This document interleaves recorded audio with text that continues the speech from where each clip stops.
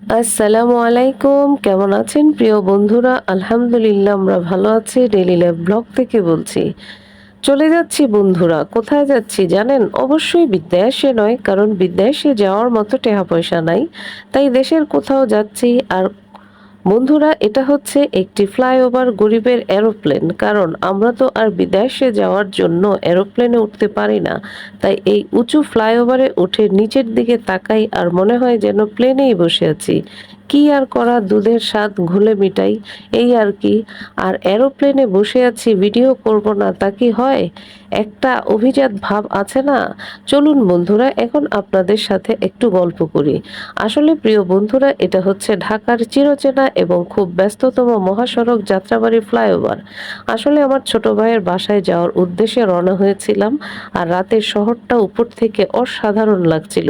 আর flyover থেকে তো আরো দারুণ লাগে।